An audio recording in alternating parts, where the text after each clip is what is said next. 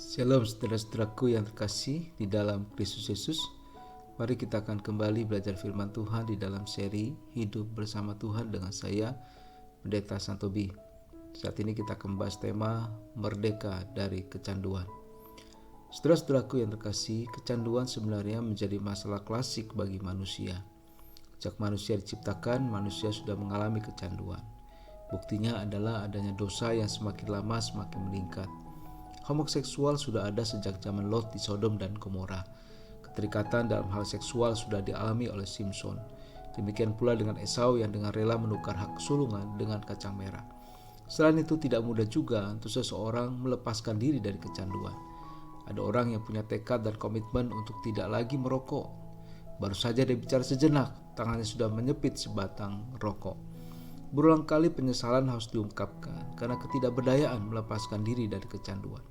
Bahkan ada suami yang berani memilih kokain dibandingkan istrinya ketika dia harus memilih antara kokain dan istrinya. Karena itu kita perlu mewaspadai masalah kecanduan ini.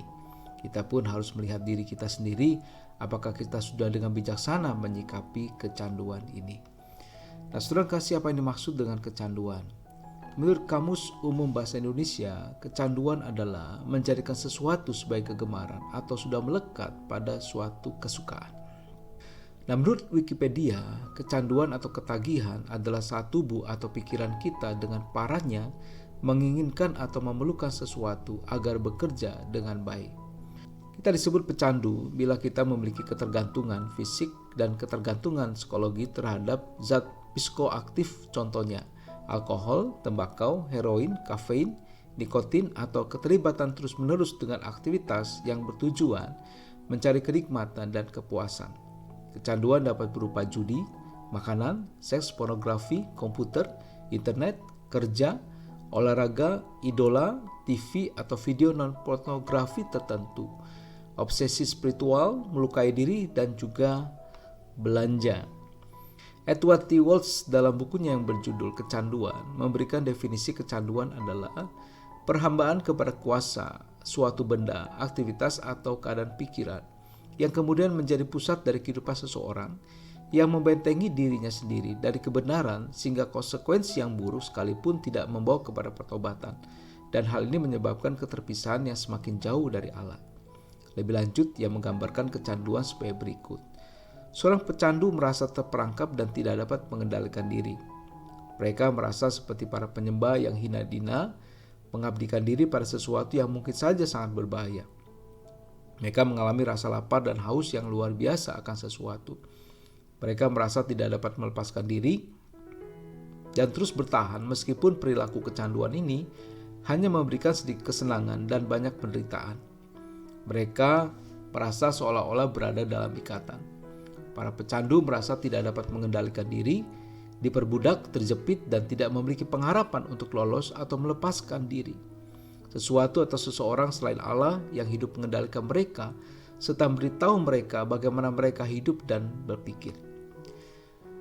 Nah, saudara, disinilah kita bisa lihat bahwa kecanduan adalah menjadi sebuah hal yang tidak mudah kita hadapi. Nah, mengapa seseorang bisa kecanduan?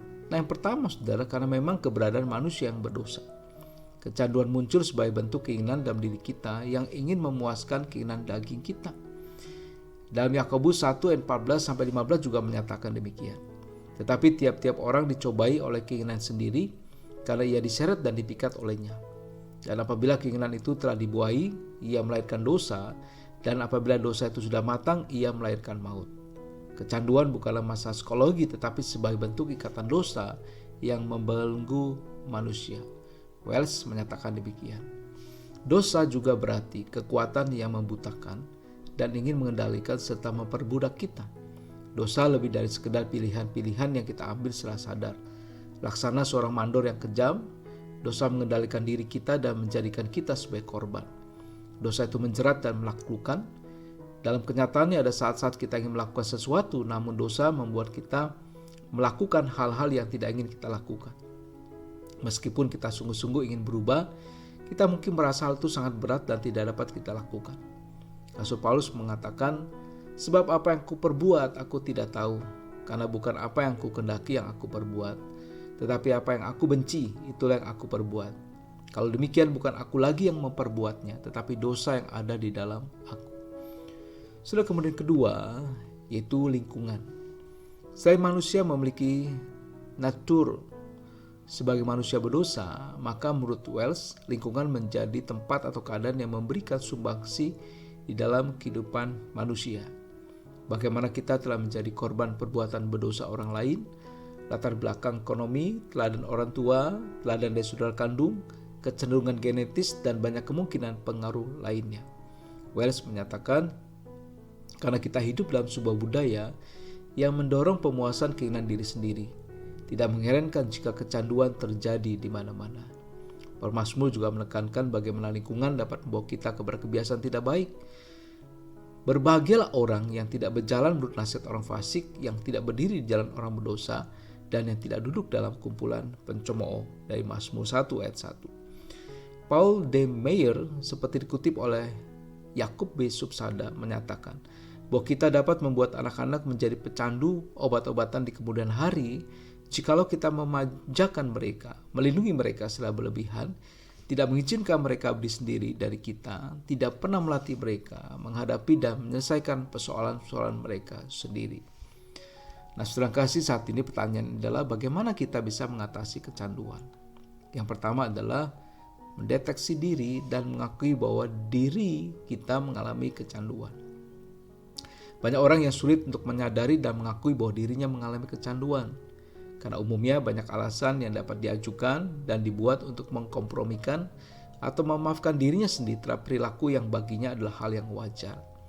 Jika seorang tidak menyadari bahwa dirinya telah mengalami kecanduan terhadap hal atau kegiatan tertentu, maka dia akan sulit dilepaskan. Ketika seseorang menyadari dan mengakui bahwa dia kecanduan, maka dia akan meminta pertolongan. Dalam hal ini pun dia harus mengakui bahwa kecanduan yang ia alami merupakan dosa di hadapan Tuhan yang perlu dibereskan.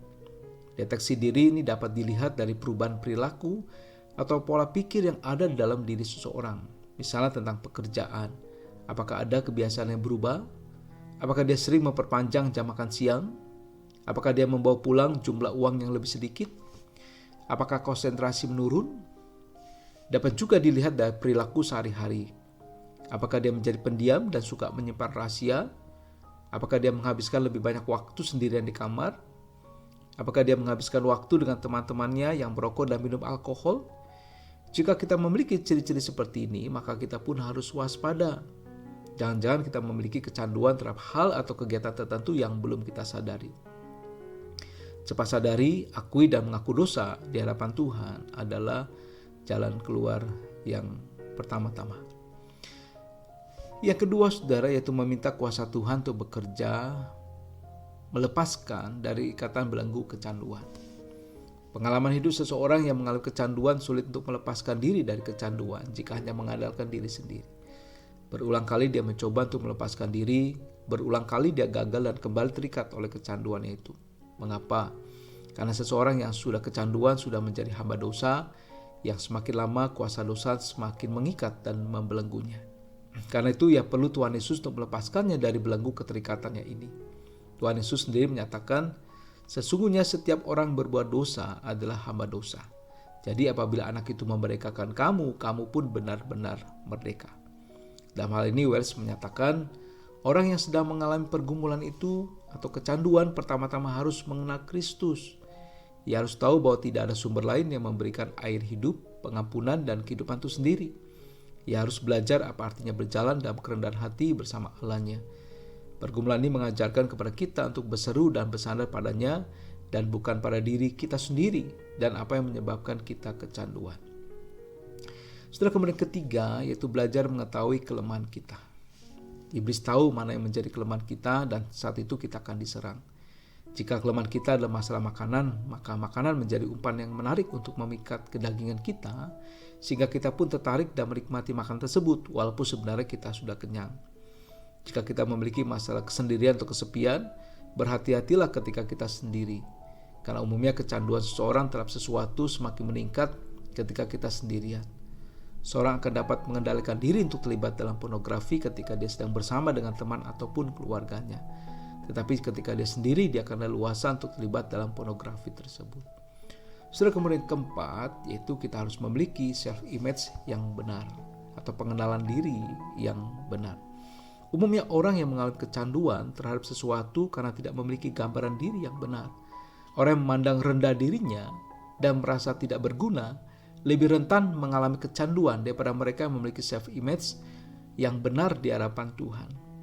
Karena itu kita pun harus memiliki gambaran diri yang benar bahwa kita diciptakan Tuhan menurut gambar dan rupa Allah sendiri dan berharga serta mulia di mata Tuhan.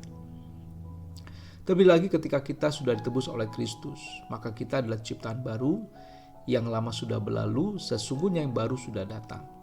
Karena itu sebagai anak-anak terang, kita harus meninggalkan manusia lama kita, tetapi pencabulan dan rupa-rupa kecemaran atau keserakan disebut saja pun jangan di antara kamu, sebagaimana sepatutnya bagi orang-orang kudus. Demikian juga perkataan yang kotor, yang kosong atau yang sembrono. Karena ingatlah ini baik-baik, tidak ada orang sundal, orang cemar atau orang serakah, artinya penyembah berhala, yang mendapat bagian di dalam kerajaan Kristus dan Allah. Setelah yang terakhir yaitu hidup takut akan Tuhan. Kebanyakan pecandu tahu bahwa dia merasa berdosa, memiliki rasa bersalah ketika dia melakukan hal yang tidak berkenan di hadapan Tuhan. Tetapi masalahnya adalah dia tidak menganggap perasaan bersalah tersebut sebagai hal yang serius dan perlu datang kepada Tuhan untuk mengakui dan mohon ampun padanya. Yang terjadi adalah hidup berkompromi dengan kecanduan atau dosa tersebut. Wells menyatakan, semua kecanduan mengatakan bahwa Allah kadang-kadang hadir dan kadang-kadang tidak. Kita secara khusus melakukan dosa kita tanpa adanya kesadaran hati nurani ketika kita yakin bahwa tidak ada orang yang melihat perbuatan kita. Karena itulah, jika kita ingin menang atas kecanduan, kita harus terus menyadari bahwa ada Tuhan yang melihat dan tahu apa yang kita lakukan, walaupun kita sembunyikan sedemikian rupa.